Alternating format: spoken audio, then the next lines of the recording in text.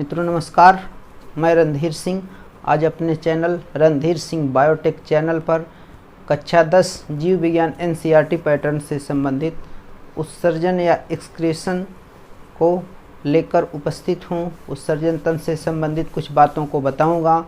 इससे पहले खासकर उन बच्चों से निवेदन है जो 10वीं में पढ़ते हों, उनके लिए ये वीडियो बनाई गई है, उनके अध्ययन के लिए वीडियो बनाई गई है। बेसिक कॉन्सेप्ट है, कक्षा 10वीं के लिए है, कक्षा 10वीं के लिए ही है।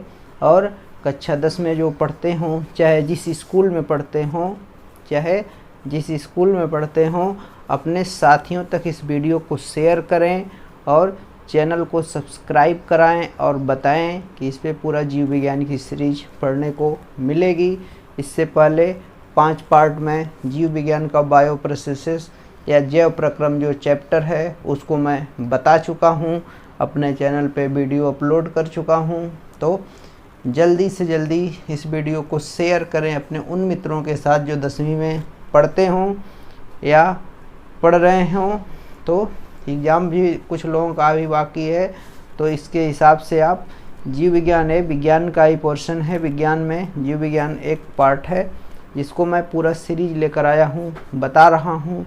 उसको ध्यान से सुनें, समझें और सीखने का प्रयास करें। और उम्मीद और पूरा विश्वास है कि पूरा ध्यान से सुनेंगे और सीखेंगे। इस उम्मीद और विश्वास के साथ आइए शुरू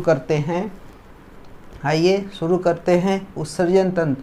इससे पहले एक बार पुनः कहेंगे कि वीडियो को शेयर कर दीजिए अपने मित्रों के पास, और चैनल को अगर सब्सक्राइब न किए हों तो सब्सक्राइब कर लें ताकि आने वाला वीडियो जो होगा सबसे पहले आप तक पहुँचे। इसलिए चैनल को सब्सक्राइब करें और वीडियो को पूरा देखें। वीडियो कैसा लगा कमेंट करके ज़रूर बताएं। तो आइए देखते हैं ये उत्सर्जन तंत्र यानी एक्सक्रीटरी सिस्टम या उत्सर्जन तंत्र जो होता है मानव के शरीर का पढ़ना है हमें। इससे पहले हमने देखा पाचन तंत्र में हमने जो भोज्य पदार्थ थे, जो न्यूट्रिएंट्स से वो ब्लड के माध्यम से शरीर के सभी सेल को पहुंच जा रहे थे और वहाँ पर जारण हो रहा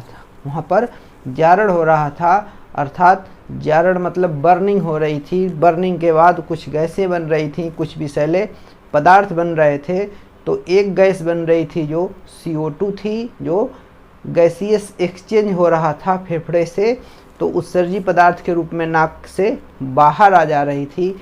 इसके अलावा कुछ ऐसे नाइट्रोजनस वेस्ट बनते हैं, नाइट्रोजनी उत्सर्जी पदार्थ बनते हैं जो गैस के रूप में ना आकर कुछ यूरिक अम्ल बनते हैं, यूरिया और यूरिक एसिड जैसे कुछ पदार्थ बनते हैं जो वो जल में घुलनशील होते हैं। वो जल के माध्यम से निकलते हैं, या तो पसीने के माध्यम से निकलते हैं या तो यूरिनरी सिस्टम से मूत्र के माध्यम से निकलते हैं, मूत्र के साथ निकलते हैं। तो इनको एक्सक्रीटरी सिस्टम में पढ़ा जाना है। अब आते हैं, इनको देखा जाए कि उत्सर्जन तंत्र में, मानव के उत्सर्जन तंत्र में कौन कौन से अंग हैं जो अंग मिलकर उत्सर्जन तंत्र बना रहे हैं। इससे पहले हम चलते हैं कुछ अन्य जीवों में, और जो जीव हैं जैसे कुछ जलीय सूक्ष्म जीव हैं जैसे प्रोटोजोआ संघ के, वो कैसे उत्सर्जन करते हैं। तो अपने शरीर की सतह से, अपनी शरीर की सतह से, बॉडी सरफेस से वो उत्सर्जी पदार्थों को बाहर निकाल देते हैं। कुछ और जंतुओं में चलते हैं जैसे एनिलिडा में, तो उसमें नेफ्रिडिया होता है, उत्सर्जी पदार्थ, उत्सर्जी अंग होता है। उससे उत्सर्जी अर्थात नेफ्रिडिया से उत्सर्जी अंगों को, उत्सर्जी पदार्थों को बाहर निकाल देता है। ऐसे ही अन्य जीवों में है, उत्सर्जी पदार्थ बाहर निकाले जाते हैं। अब आते हैं मनुष्य के उत्सर्जी तंत्र पर। तो उत्सर्जी तंत्र में मेन उत्सर्जी तंत्र एक तो श्वसन अंग में माना गया था फेफड़ा। तो फेफड़ा से गैसियस यानी गैस जैसे पदार्थ बाहर निकल रहे थे जिसमें CO2 मेन थी, वो निकाल दी जा रही थी।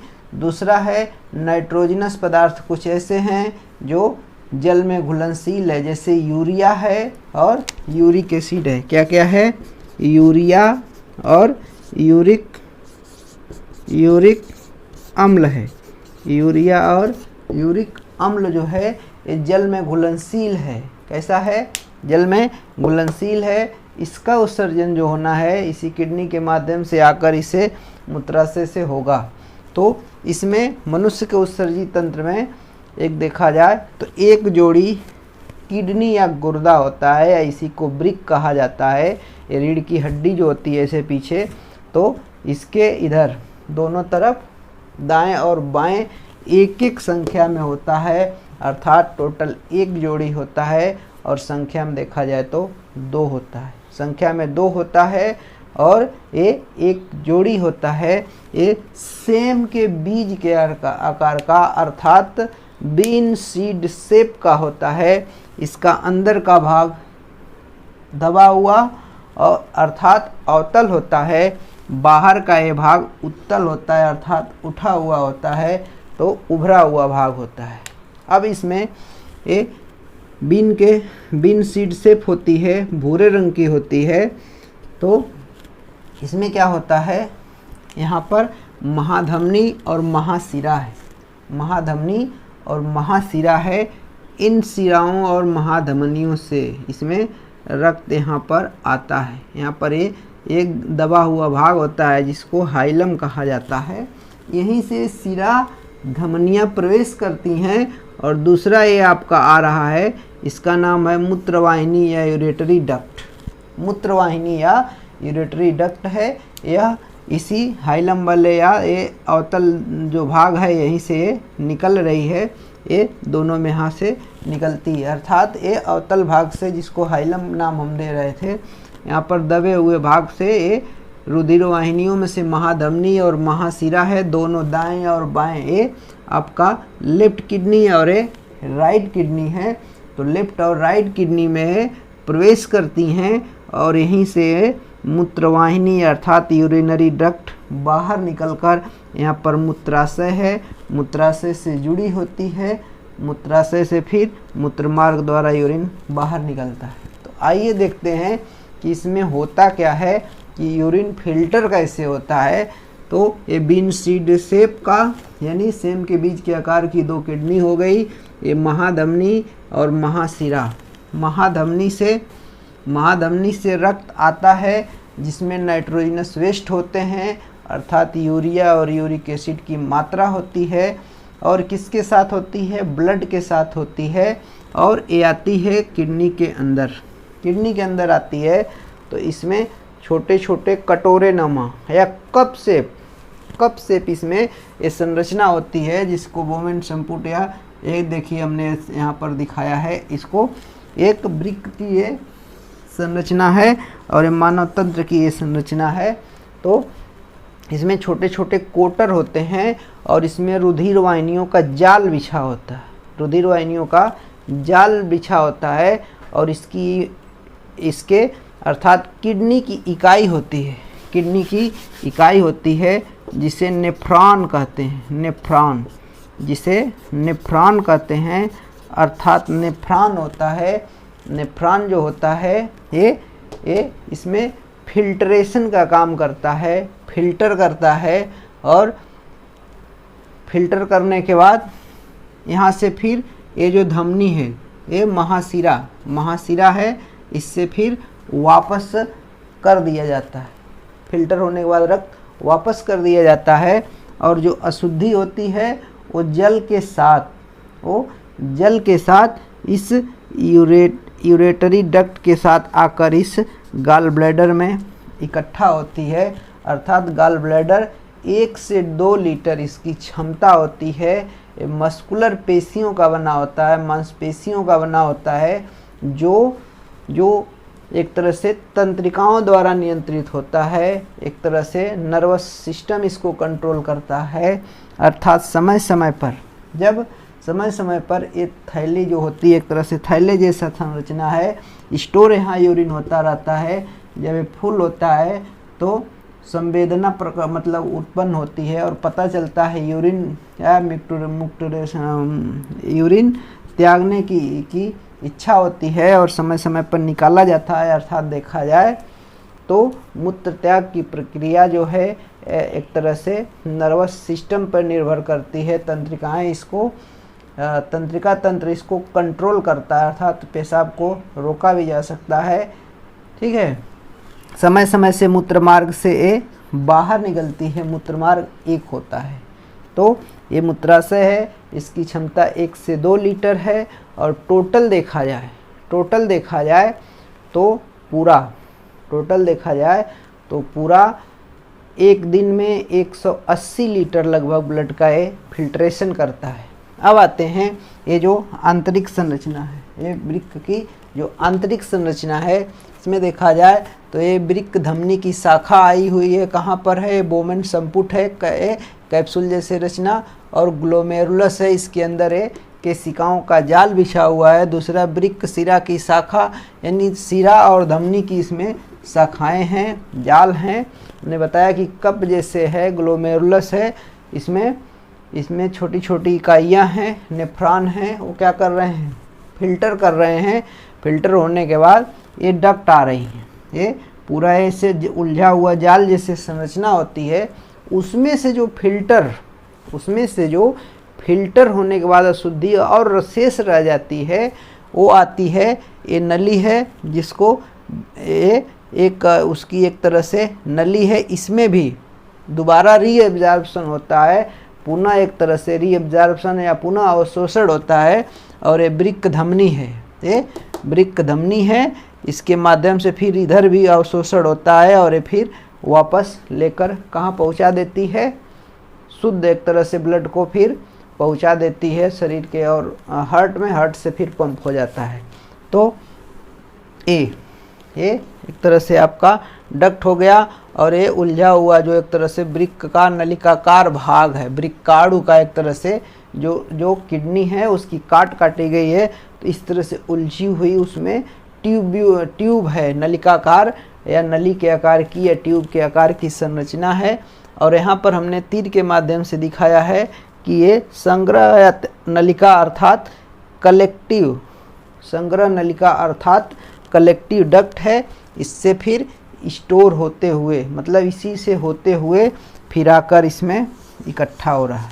तो ये इसके अंदर की एक कटिंग है, संरचना है, इसके अंदर की ये संरचना है, आंतरिक संरचना है, वृक्काणु की संरचना है। तो इसमें फिल्ट्रेशन हो रहा है।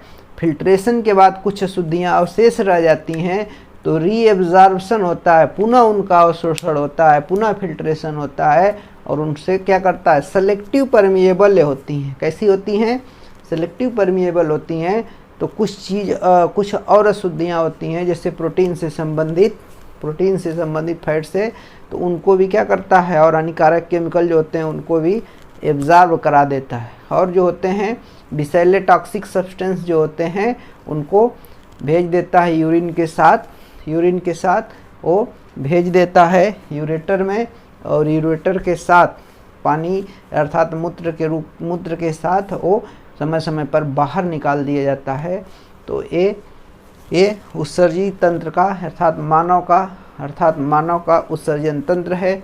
इस तरह से उत्सर्जन की क्रिया होती है। अब कभी कभी क्या होता है कि इस तंत्र में किसी इन्फेक्शन के कारण या किसी बीमारी और चोट के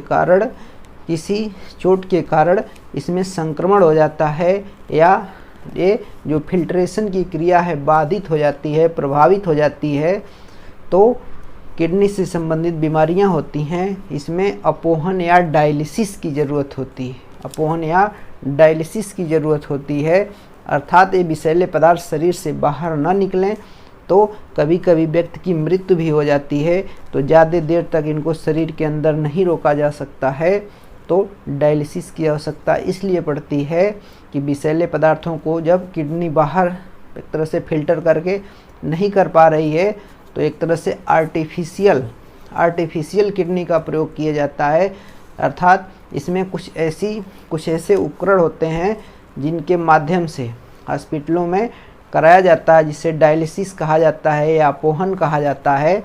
अपोहन की प्रक्रिया में क्या होता है कि ह्यूमन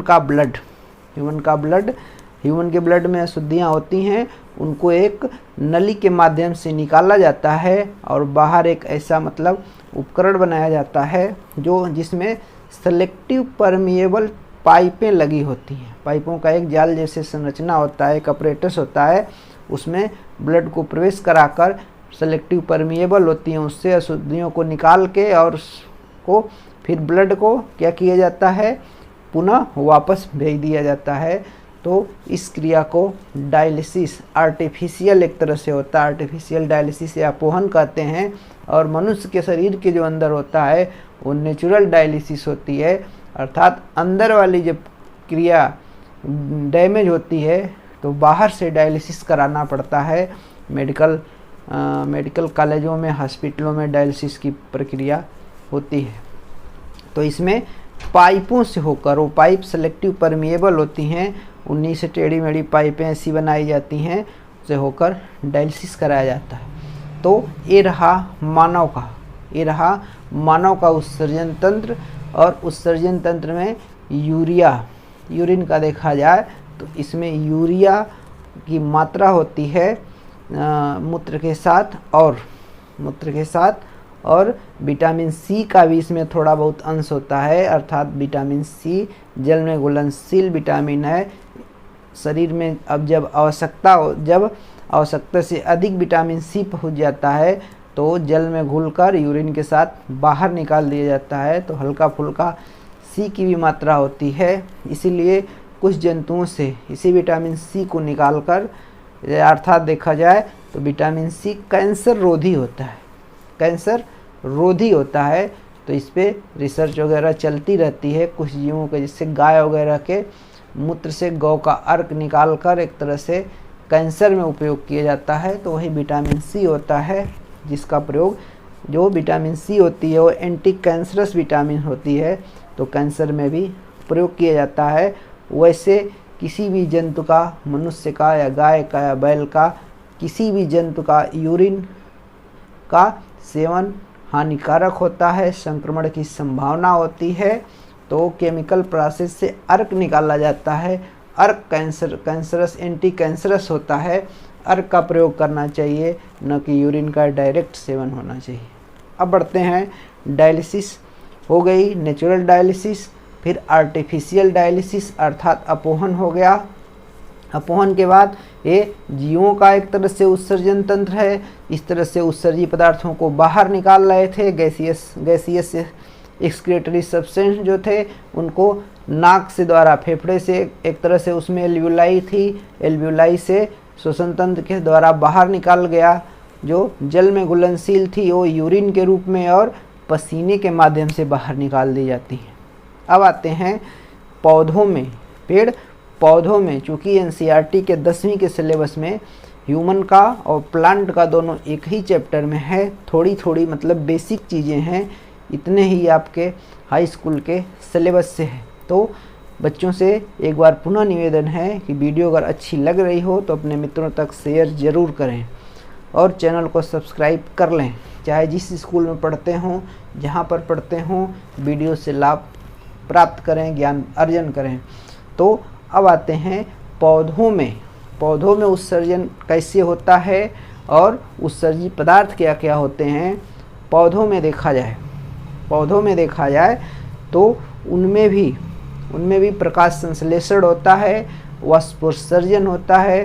तो प्रकाश संश्लेषण के दौरान कुछ गैसें बनती हैं जिनको वातावरण में मुक्त कर दिया जाता है, और वाष्पोत्सर्जन एक हानिकारक प्रक्रिया है। जल वाष्प के रूप में उड़ जाता है, उसमें भी कुछ अशुद्धियाँ उड़ जाती हैं। दूसरा कुछ चीज़ होता है जैसे गोंद, कुछ रासायनिक पदार्थ उसमें भी शैले ऐसे बनते हैं, जैसे गोंद होता है गम के रूप में, रेजिन के रूप में, अर्थात गम और रेजिन पौधों से जो प्राप्त होता है वो भी एक प्रकार का उत्सर्जी पदार्थ है। ऐसे ही देखा जाए तो पत्तियों से, जैसे पत्तियों में उत्सर्जी पदार्थ जब बन जाते हैं, पत्तियां पुरानी पड़ जाती हैं तो पत्तियां गिर जाती हैं, अर्थात पत्तियों के साथ उत्सर्जी पदार्थ जो होते हैं वो नीचे चले आते हैं, गिर जाते हैं। इसके बाद आता है इनकी जो शाखाओं पे जो एक तरह से बाहरी स्किन, त्वचा जो होती है पौधों की, अर्थात जो खाल होती है पौधों की, उनका समय समय पर एक तरह से त्वक पतन होता है, इनकी जो खाल होती है सूख कर गिरती है, तो उसके साथ भी कुछ उत्सर्जी पदार्थ बाहर आ जाते हैं। तो इस प्रकार से पौधों में भी उत्सर्जन की क्रिया होती है और उत्सर्जी पदार्थ इसकी खाल से सूख कर मृत होकर, इसकी खाल डेड होकर जो गिरती है वो उत्सर्जी है। रेजिन और गम उत्सर्जी हैं। जो पौधों की डंठलें, पत्तियों की डंठल होती है, टूट कर गिरती है, उत्सर्जी पदार्थ उसके माध्यम से बाहर आ जाते हैं। और प्रकाश संश्लेषण की जो क्रिया होती है उससे गैसियस जो सब्सटेंस हैं वो वातावरण में चले जाते हैं। तो श्वसन क्रिया के दौरान देखा जाए, पौधों में श्वसन क्रिया जब होती है तो पौधे ऑक्सीजन लेते हैं और CO2 छोड़ते हैं, जबकि प्रकाश संश्लेषण के दौरान कार्बन डाइऑक्साइड को लेते हैं और ऑक्सीजन छोड़ते हैं। इसमें काफ़ी बच्चे कंफ्यूज होते हैं। तो आपको जानना है कि श्वसन क्रिया के दौरान पेड़ पौधे ऑक्सीजन लेते हैं, CO2 छोड़ते हैं, लेकिन प्रकाश संश्लेषण के दौरान CO2 को एब्जॉर्ब करते हैं और ऑक्सीजन को फ्री करते हैं, वायुमंडल में ऑक्सीजन को मुक्त कर देते हैं। जिस ऑक्सीजन का प्रयोग जंतु करते हैं, अर्थात परपोषी जीव जो होते हैं, मनुष्य करता है और सभी जीव करते हैं। तो ये रहा आज का आपका उत्सर्जन तंत्र पार्ट, जीव विज्ञान का पार्ट 6 रहा। इससे पहले हमने 5 पार्ट और बताया है। तो पूरा वीडियो हमारा देखें, इस चैनल पे मौजूद रहें, उपस्थित रहें। और ये वीडियो कैसा लगा कमेंट करके ज़रूर बताएं। और इस तरह से पूरा वीडियो देखने के लिए बहुत बहुत धन्यवाद। जय हिंद।